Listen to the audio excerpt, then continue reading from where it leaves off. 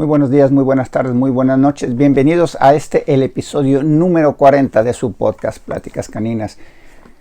Los que ya me conocen, ya lo saben. Los que no me conocen, me presento, Guillermo Cavazos, Memo Cavazos, manejador profesional desde hace más de 30 años y juez de la Federación Canófila Mexicana desde el 2014, así como médico veterinario. Es un placer que se unan a la conversación y los invito a que compartan este episodio, a que me comenten, a que me hagan cualquier pregunta. Saben que me encanta interactuar con mis oyentes y para mí es un placer tenerlos aquí. La única manera que pueden ayudarme a hacer crecer mi proyecto es compartiéndolo y uniéndose al grupo de Facebook Pláticas Caninas, y esa es la manera de comunicarse conmigo. Pues bien, hoy han sido ya muchos episodios, han sido ya 40, y en todos hemos hablado de que el éxito de exhibir un perro es un rompecabezas. Se compone de varias piezas, se compone del estado psicológico del manejador, lo bien preparado que vaya el perro, la compenetración que haya, etcétera, etcétera, etcétera. Tenemos hasta un capítulo de cómo vestirse para exhibir un perro, y la verdad es que todo cuenta, la verdad es que todo suma. Hay cosas que son más importantes que las otras, más sin embargo, todo debe ser tomado en cuenta. Y hoy quiero hablarles del tema de lo importante de la capacidad del manejador para seguir instrucciones.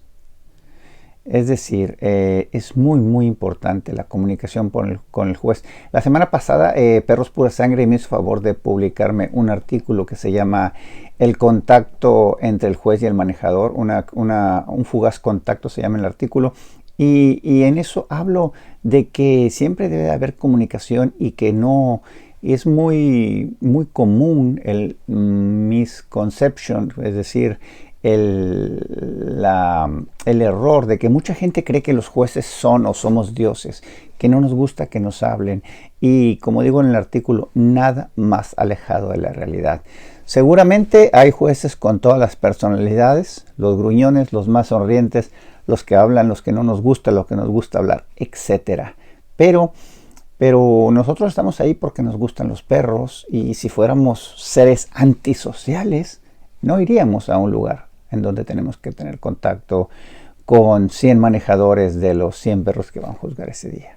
Es decir, cuando un juez nos da una instrucción, generalmente debemos entenderla, y si no la entendemos, debemos de tener la habilidad de preguntar. Es decir, ¿cuáles son las instrucciones más comunes? Número 1, hay un lugar que yo le llamo en inglés el hotspot o el spot, es decir, la parte en donde quiere el juez examinar al perro y en qué dirección debemos poner la cabeza del perro, ¿verdad? Hay unos que les gusta, la mayoría les gusta o nos gusta que el perro esté con la espalda paralela al rin. Hay otros que les gusta en ángulo, porque están ellos orientados a estar más en el centro del ring, y cuando voltean ya quieren verlo de perfil. Entonces es importante que estas instrucciones sean seguidas al pie de la letra y con la mayor certeza posible, con la mayor eficiencia posible. Por eso yo no me canso de decirle a mis estudiantes, es muy importante que se tomen el tiempo de ir y ver la categoría anterior, si es de 4 o 5 perros, y observar el patrón. ¿Qué es lo que está pidiendo el juez que hagan? Es muy importante. ¿Cuáles son las cosas que hay que observar? Para empezar, si es un perro de mesa, el spot está muy claro. No, el perro hay que ponerlo en la mesa. Si es un perro grande, que se juzgue en el piso, debemos de saber en qué orientación quiere que la nariz del perro esté apuntando y en qué lugar. Si nosotros lo vimos hacerlo ya con los 3 o 4 perros de la clase anterior a nosotros, vamos a tener una idea clara y no vamos a tener esa duda, no vamos a tener ese problema, y vamos a ser eficientes en poner al perro en el lugar correcto y en examinarlo. ¿Qué más vamos a observar? Hay muchas maneras de examinar un perro. Los jueces deberíamos todos acercarnos de frente al perro. Hay algunos jueces que van deprisa, que no tienen el tacto suficiente o que simplemente no les importa o que no saben y se acercan a los perros de lado. Si nosotros tenemos un perro sensible, llámesele raza primitiva, llámesele cachorro, llámesele un perro con poca experiencia o también un perro pobre de temperamento, debemos de tener en cuenta esto. Lo mejor es que el juez se acerque de frente con la mano baja, que se la ponga enfrente de la nariz y que le dé unos segundos para que el perro se familiarice con nuestra presencia cuando llegamos a su campo, cuando invadimos su espacio vital. Es decir, después de 5 centímetros ya de acercarnos a la nariz, ya es espacio vital del perro, ya estamos entrando en su área. Debemos dejarlo que nos huela y enseguida tocar la cabeza. Muchos jueces no hacen esto. Muchos jueces desde antes de llegar al perro ya te están pidiendo que les enseñes la mordida, lo cual es una práctica que a mí no me gusta. Yo pienso que el perro hay que apreciarlo primero en la cabeza. Antes de ver la mordida debemos de verle los ojos, debemos de verle el color, debemos de verle la expresión, los párpados, la forma de los ojos, el tamaño, dónde están implantadas las orejas y llevarnos una idea de las proporciones, que vamos a decir en un Doberman qué tan anchas son las mejillas de aquí en comparación con el hocico, en un afgano qué tan limpio es el plano que viene desde acá, etcétera. Esa es la visión que nos vamos a llegar de frente antes de analizar la cabeza de lado. Hay jueces que te piden que les enseñen la mordida. Hay jueces, como en lo personal, prefiero yo abrirle la mordida a los perros. Hay jueces que dejan la mordida hasta el final del examen. Eso está muy de moda. Entonces, ¿qué es lo que pasa? Si nos enfrentamos a este tipo de jueces, le ve la cabeza, le toca las orejas, etcétera, y ¡pum! El manejador le abre la mordida.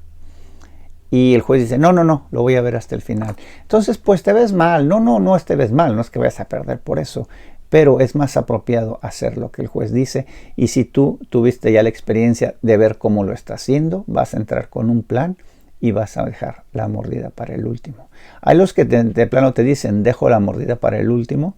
Y pues eso hace que el perro esté más relajado. Ya se familiarizó por unos segundos más con el olor del juez, con su presencia. Y a la hora de abrirle la mordida, que pues sabemos que siempre cuando el perro está nervioso, joven, etcétera, es una acción un poquito más intimidante, ¿no?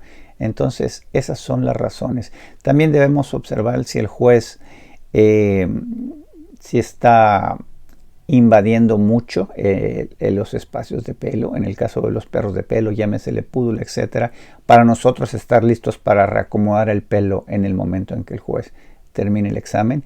Vemos si se queda mucho viendo el implante de cola, si está insistiendo en los hombros, y toda esa data, toda esa información nos va a ayudar a nosotros a actuar en consecuencia para que nuestro perro se vea de la manera óptima. Todo eso es valiosísima información y nosotros debemos entrar al ring sabiéndola. Eso es lo óptimo.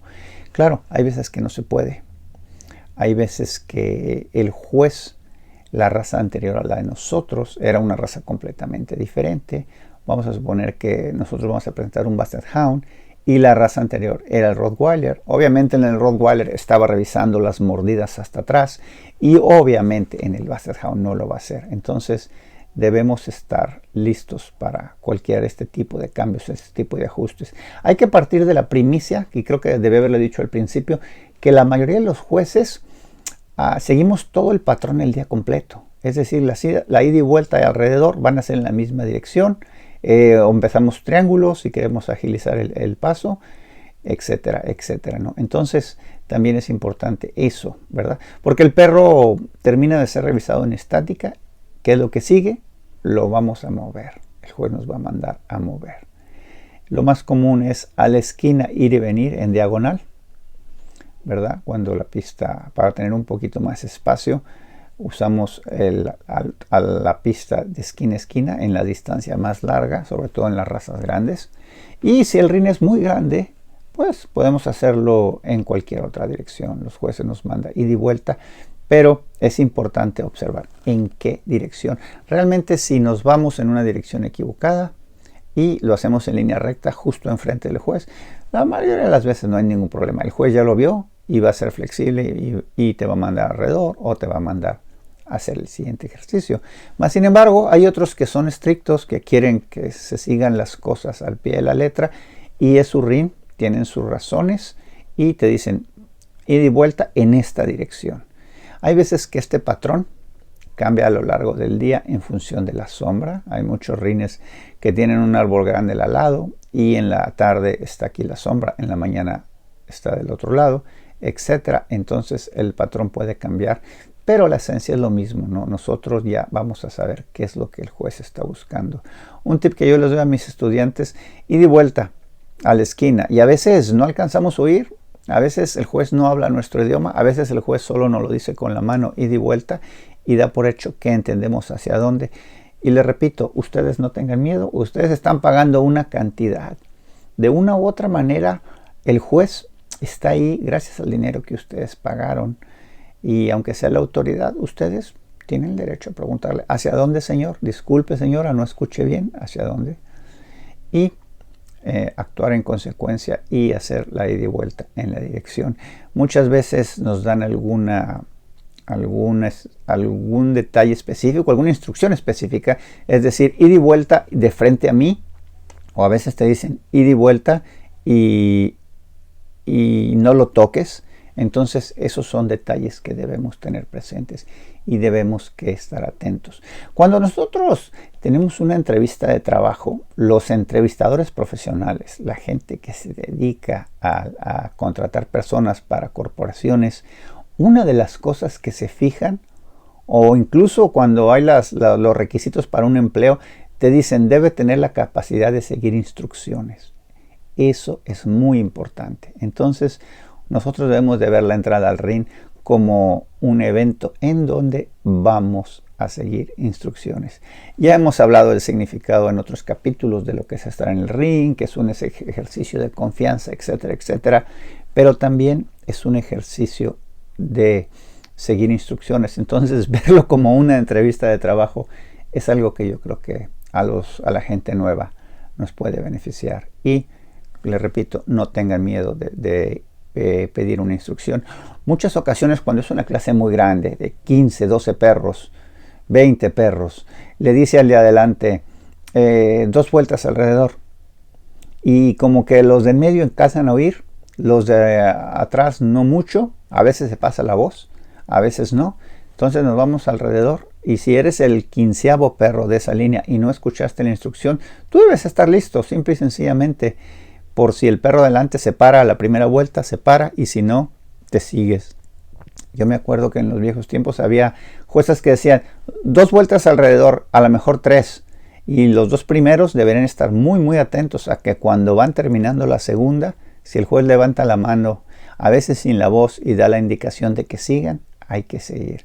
Entonces debemos estar con las antenas bien puestas, con los oídos bien abiertos y aunque cuando movemos debemos estar viendo a nuestro perro, siempre lo digo, viendo a nuestro perro, un poquito viendo al de adelante, qué es lo que está pasando en nuestro alrededor, para actuar en consecuencia y adaptarnos rápidamente. Lo comento una vez más, en esto de los perros, en de exhibir un perro, no hay segundas oportunidades, debemos ser eficientes, debemos hacerlo bien a la primera. ¿Por qué? Porque hay ocasiones en que tendremos la ocasión de repetir el ejercicio, hay ocasiones en las que no, y por eso es que la eficiencia del manejador radica en gran parte en ser adaptable y en tener la habilidad de seguir instrucciones. Pues bien, amigos, ha sido un placer. Hasta aquí mi participación del día de hoy. Los emplazo a que compartan mis contenidos y a que la próxima semana continuemos con un capítulo más de esto que es Pláticas Caninas. Y como siempre, me gusta despedirme deseándoles lo mejor y diciéndoles que lo mejor está por venir. Hasta siempre.